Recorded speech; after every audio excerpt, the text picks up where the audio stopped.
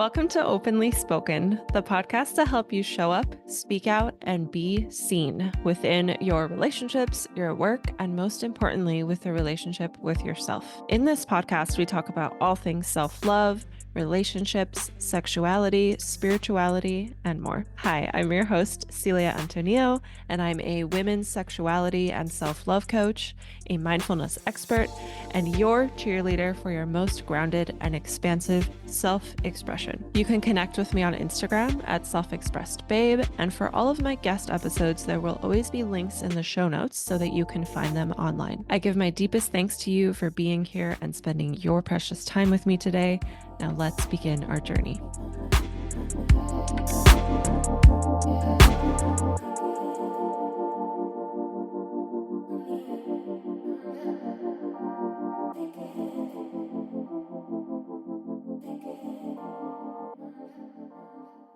Welcome to Openly Spoken, the podcast to help you show up, speak out, and be seen. And today on the solo episode, I am going to talk to you freely about inner child work.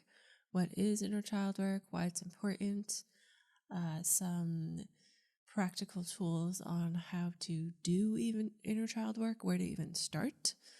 And this is kind of being sparked by I had a conversation where someone was sharing, this week where someone was sharing how someone said that inner child work doesn't work. And I would say inner child work, if it doesn't work for you, you are a very rare individual who possibly had like a perfect childhood, which is not most of us. And it's just because of the way society is centered around work, at least here in the West. Our society is not very family and child rearing friendly. And I think this is what leads to a lot of us not getting what we needed in childhood, because that is the core essential element about doing inner child work as an adult, is you are kind of going back in time and giving your inner child what they needed.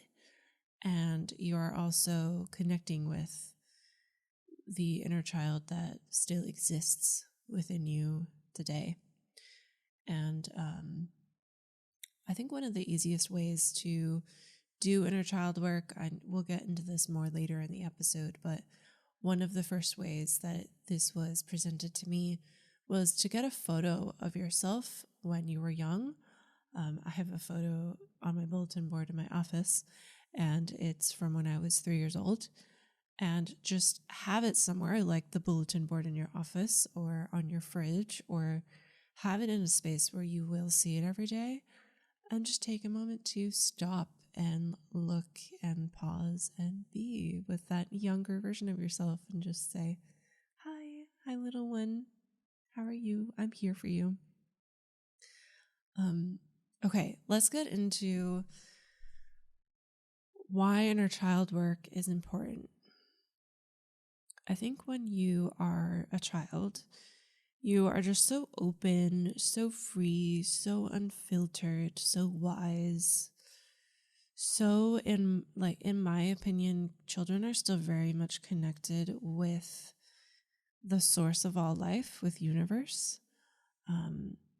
And they have this magical element to themselves because they weren't born long ago. They just came from whatever is in between death and birth. Like they came from that space. And I think it's still very prevalent when you are in a child's presence.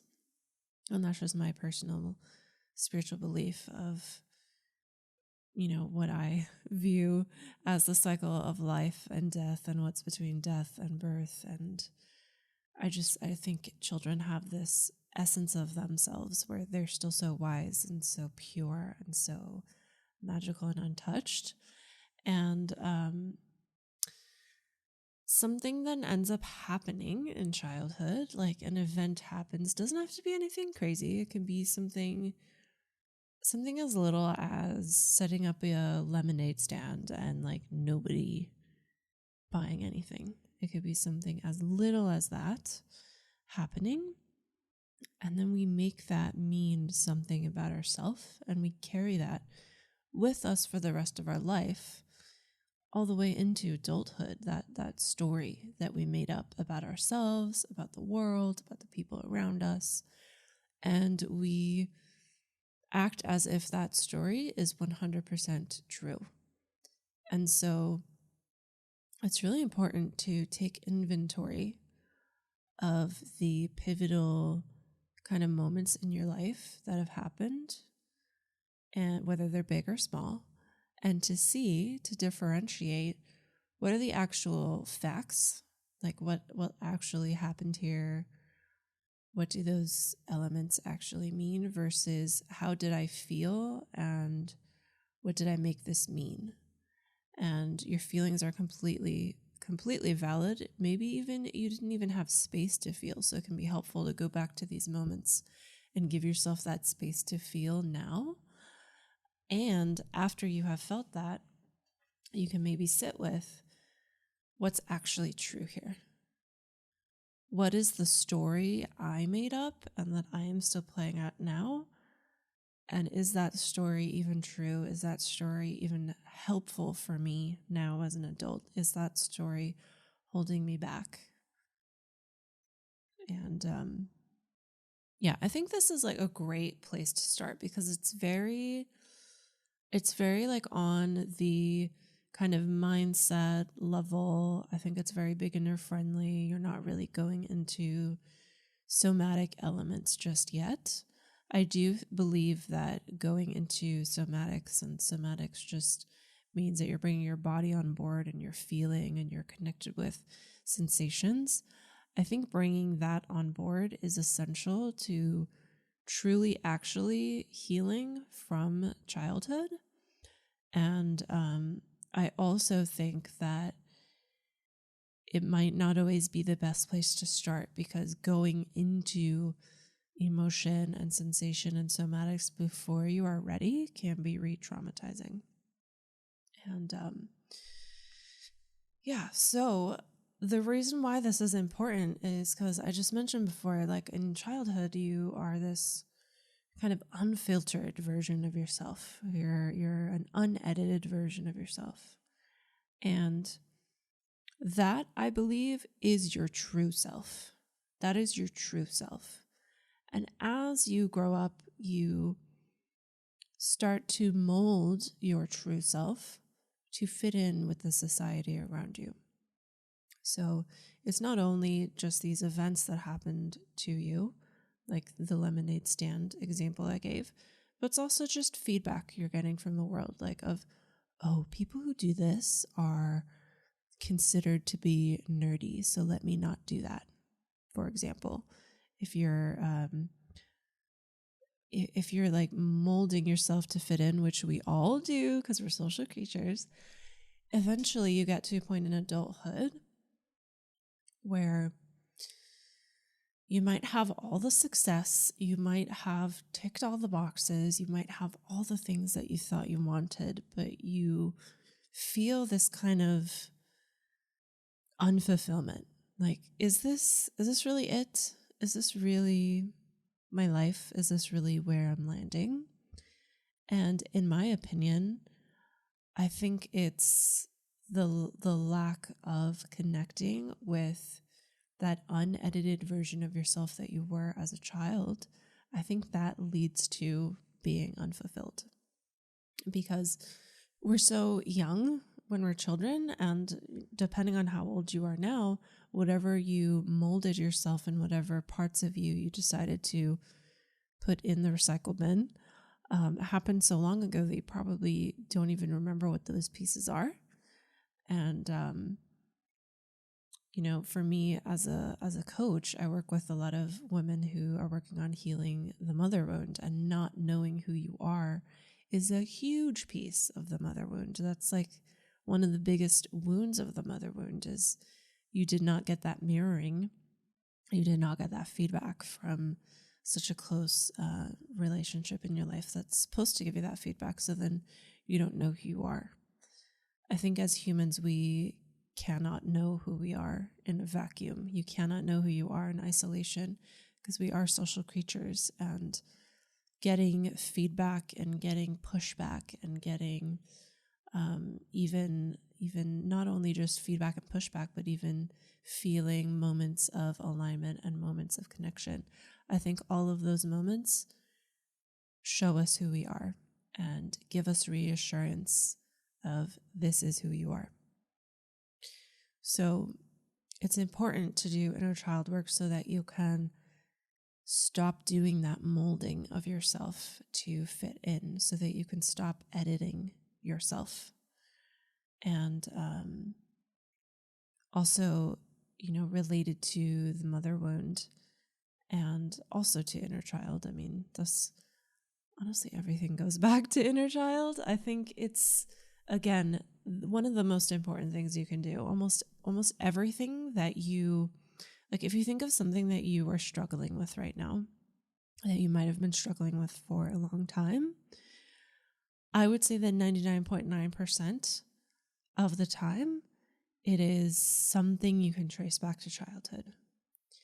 And the great thing about it, my favorite thing about it, is that your childhood does not have to determine your future now, because you get to give yourself what you needed.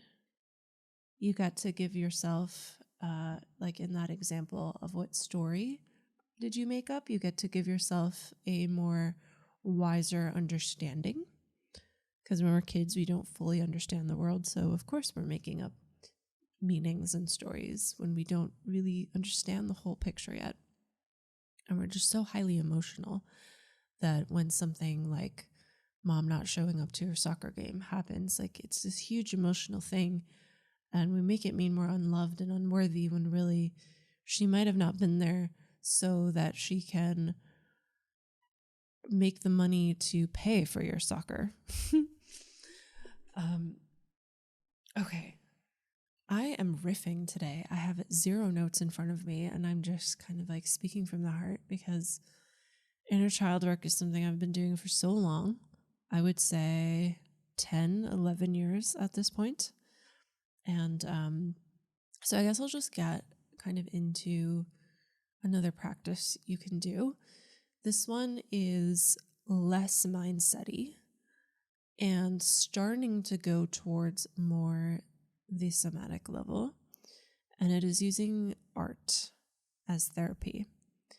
And I read about this in a book called Healing Your Inner Child by, I think it's Lucia something. I'm going to go grab the book from my bookshelf. Okay. It's called Recovery of Your Inner Child by Dr. Lucia Capacchione. I'm going to guess Lucia, or maybe it's Lucia. Her name looks Italian, so the C is probably pronounced like CH.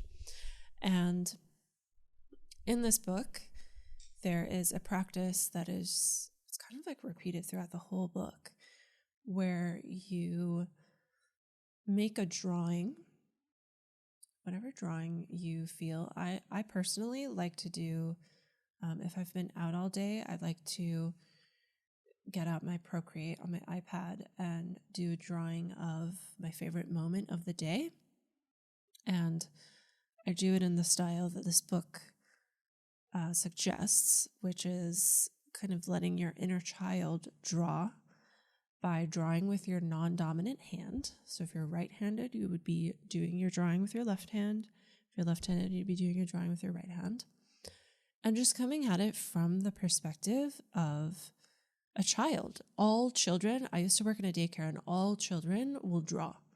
They all draw. They're not hung up about it looking a certain way, it looking good, it looking bad. They're just freely drawing. So coming to it from that level of freely drawing, I think this is very powerful because you drop out of that. I wish I had the correct terminology, like the correct, what is it called? Neurobiological terminology for this, but it's probably like dropping out of your prefrontal cortex and down into your limbic system, perhaps. It's basically dropping out of your thinking brain and into the more present and sensation parts of your mind. And when you can just allow yourself to freely draw, like if you've ever been around a child who's drawing, like you can sense that they're just kind of lost in their drawing. They're just doing it. They're not there sitting there staring at the page, squinting their eyes and thinking super hard about what they're going to draw. They're just going. So, one practice to work on inner child work is to allow yourself to draw more with your non-dominant hand.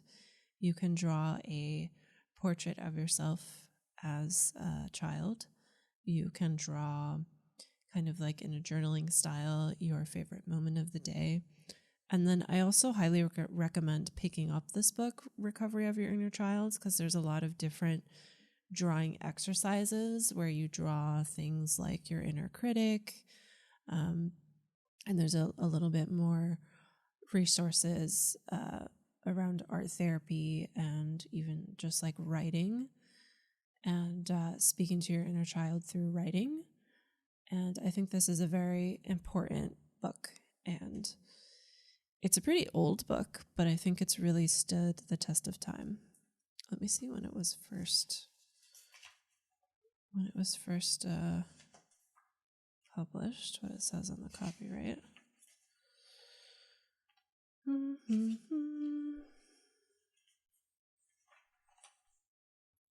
1991, so it's not that old. It's a little bit younger than me. Okay. So another thing that you can do for your inner child and to connect with your inner child, there are a ton of meditations that you can find on YouTube.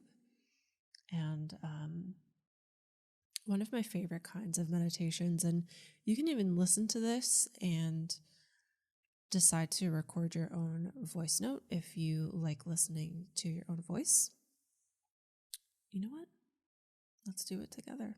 Let's do it together here. So I'm going to tell you what we're going to do, and then I'll guide the meditation. So it's basically you imagine yourself in this safe space, and then you are meeting your inner child and you're sitting next to them. And for some people in this meditation, sitting next to the inner child and just being present with your inner child is all that they have capacity for, and that's great. And some people, their inner child feels safe enough to voice things out and to share things and to have a dialogue with you. So just know going into this that if no dialogue is happening and you were just able to be there with your inner child, like that's totally okay and that's totally enough. So we will do that right now. So if you are not driving, I will invite you to take a moment to make yourself cozy. Maybe go grab a blanket, maybe sit on the floor, maybe lie down. And just take a moment to ground yourself in your space. Maybe you take a couple of stretches and adjust your body.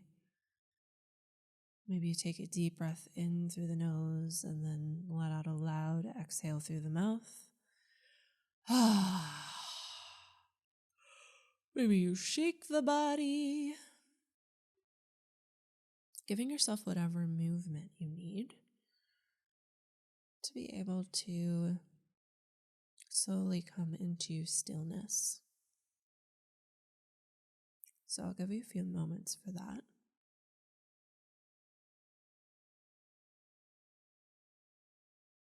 And hopefully my dryer in the background isn't too loud. And I'll just invite you, because in the space that you're in, there might also be background noises. So as you ground yourself and as you prepare for this meditation, see if you can allow any background sounds to flow through you as if you were a river, or as if these sounds were a passing cloud.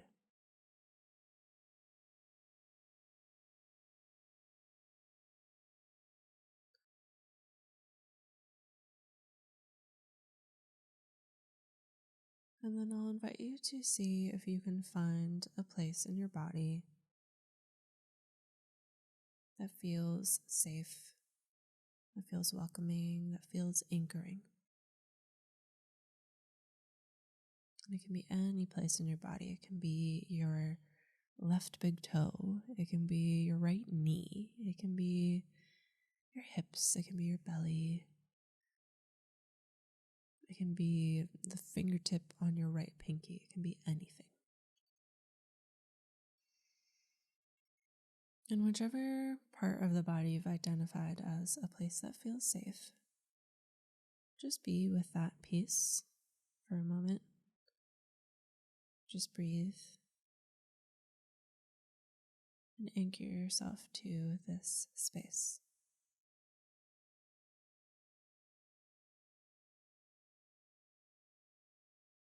And this safe space, I want you to take this safe space and these sensations of connecting with this safe space with you as a resource as we dive into this meditation.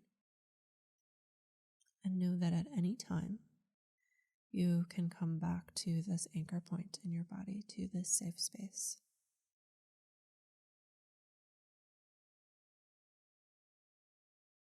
And then I invite you to imagine that you are in this wide, open, beautiful meadow. You see some mountains in the background. And you're walking along this dirt path. And around you, there are plants and flowers. There are crunchy leaves on the ground that you might be stepping on. Maybe you are purposely seeking out these crunchy leaves to crunch on as you walk. And then imagining yourself coming up to this white bench. And on this white bench, you see your child self, the child version of you, sitting on this bench.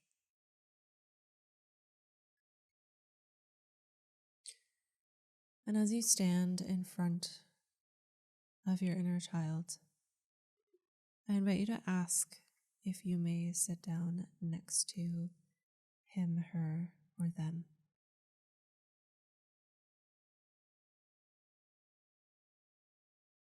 And honoring whichever response comes up.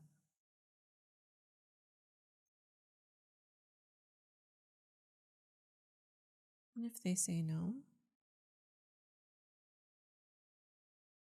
you are welcome to skip this meditation for now, or you're welcome to ask your inner child if you may continue standing and just being with them. So see what feels the most supportive for you.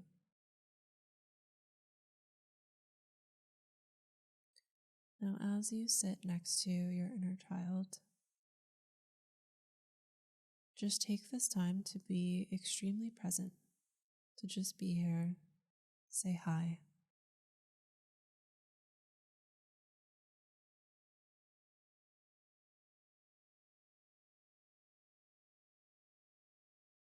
And letting your inner child know that you are here for her, him, or them.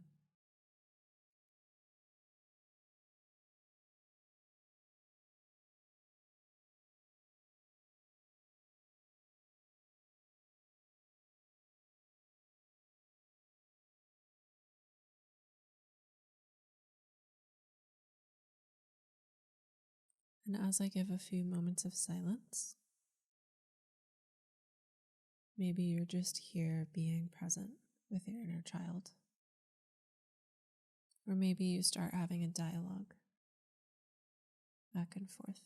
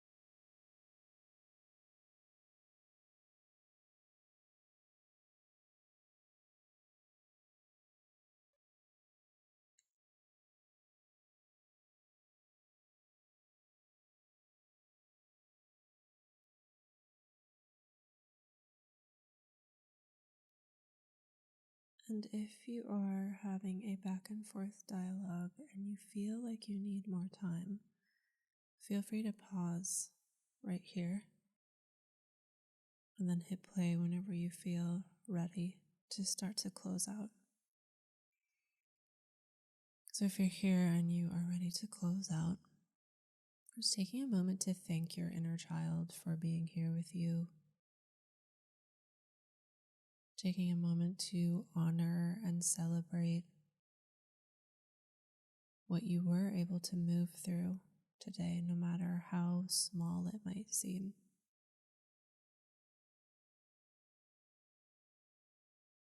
Knowing that there's no wrong way to do this practice, and every time you do this, it'll look different. So just really celebrating what was able to happen here in this practice today.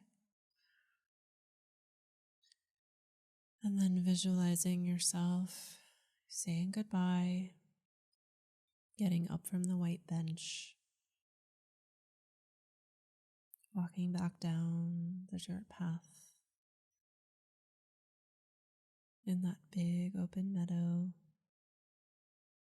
Maybe you're crunching a couple of leaves again under your feet.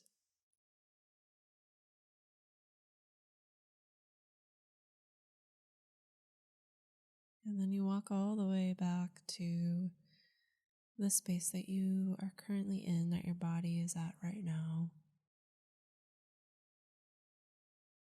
And you anchor yourself back to that space that we connected with in the beginning, the space that feels safe and anchoring and grounding.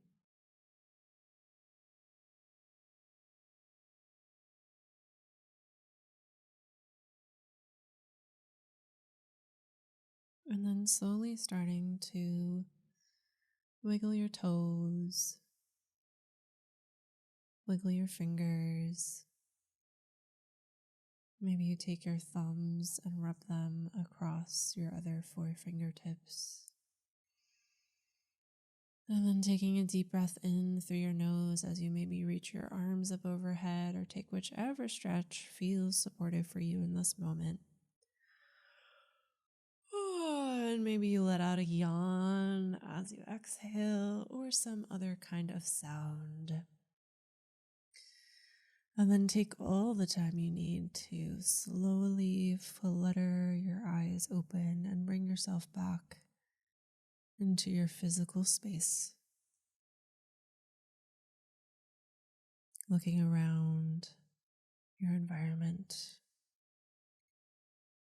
and maybe connecting with 2 specific things in your environment.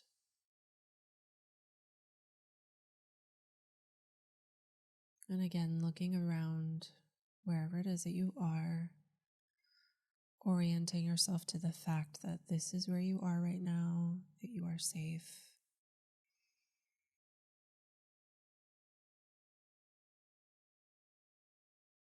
And then I invite you to come to a journal, or if you don't have a journal around, opening up the Notes app on your phone and just jotting down a couple of things that you'd like to remember from this meditation experience you just had.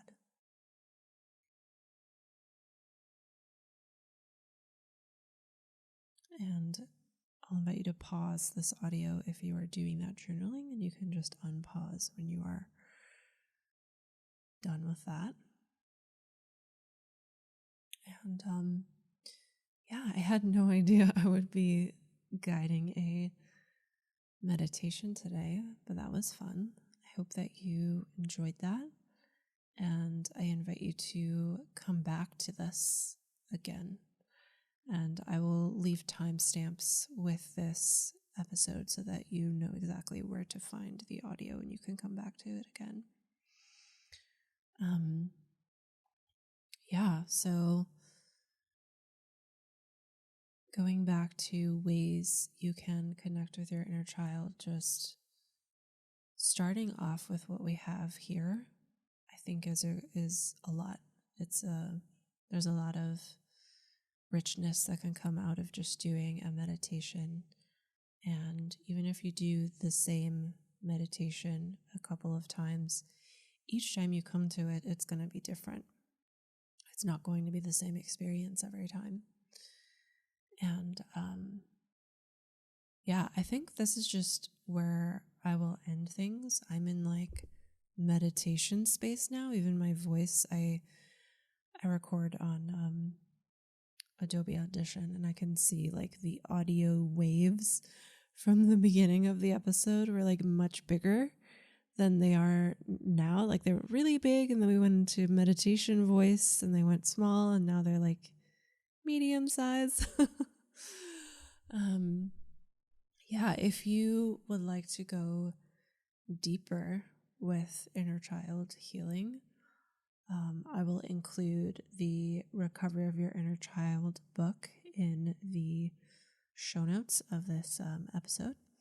I'll also include one other book that I think is really great for inner child healing called It Didn't Start With You. I think the author is Wolynn. I don't have it next to me. And just know that if you are someone who has been interested in one-on-one coaching with me, inner child work is something that is totally a part of my modality. I think it's very important, very foundational. So if you want one-on-one support with that, feel free to reach out to me. I'll include my website in the show notes below. And thank you so much for joining me. I hope that this was helpful.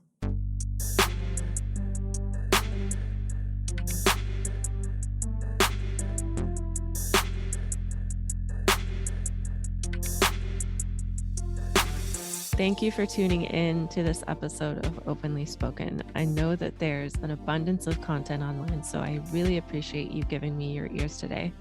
If this episode shifted something for you, please share this with a friend or write us a podcast review if you're listening to this on iTunes so that more people can find this. If anything shifted for you from this episode that you want to have a conversation about, I would love to hear from you. Just send me a DM over on Instagram at selfexpressbabe, and that is in the show notes. Thanks again for tuning in, and I'll see you next time.